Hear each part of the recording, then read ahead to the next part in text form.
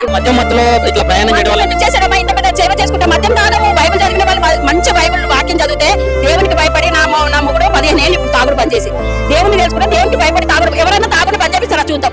ఎవరు బంద్ చెప్పలేరు నాన్న. తాగుడు కానీ వ్యభిచారం కానీ ఎవరు బంద్ చెప్పి దేవుని దగ్గరకు వస్తే ఆ మనిషి కంపల్సరీ మారుతారు నాన్న. దేవుడు అంత గొప్ప దేవుడు. ఎవరి వాళ్ళు తెలుసుకొని వచ్చిన వాళ్ళే కానీ ఎవరు మత మార్పిడి చేయడు. అంతే. నేను కూడా సొంతంగా వచ్చిందాన్ని నాన్న. నేను కూడా హిందూస్.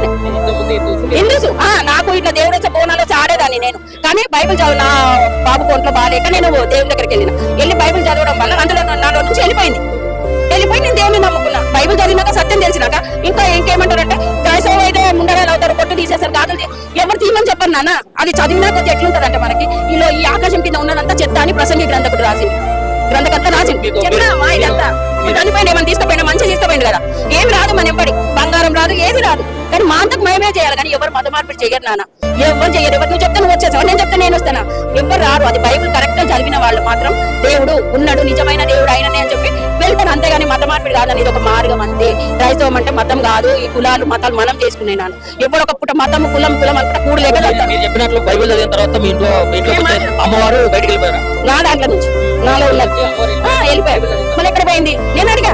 ఎక్కడ పోయినా ఇప్పుడు నేను బైబిల్ చదివినప్పుడు ఎక్కడ పోయినా అని అడిగిన. ఏ రోజు నేను సుఖపడలేనా నా మీద ఉన్నప్పుడు. ఇప్పుడు నా భర్త మారిండు, నా పిల్లల్ని మార్చుకున్నా నేను.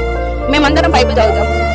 మేము ఎవరిని ఏమన్నానా మా బాధ దేవుడికే చెప్పుకుంటాం. దేవుడి యుద్ధం ఇవ్వాలి. ఎవరిని చంపిన మొత్తం క్రైస్తవులు కూడా చావడానికి సిద్ధమైతాం. నా బైబిల్ కరెక్ట్ బైబిల్ చదివి దేవుళ్ళు ఉన్న వాళ్ళు కరెక్ట్ చావడానికి కూడా సిద్ధమవుతాం. నేను ఓన్లీ విశ్వాసిని. నాతో ఎవరికి పని లేదు. ఆయన వల్ల పని ఉండే. ఎంతమంది రక్షిస్తుండే కదా, ఎంతమంది వాక్యం అందిస్తుంది. నేను విశ్వాసిని. మామూలుగా మంచి మనిషిని చంపిండు కదా నన్ను. అంతమంది అపోస్తుల్ని చంపిండు.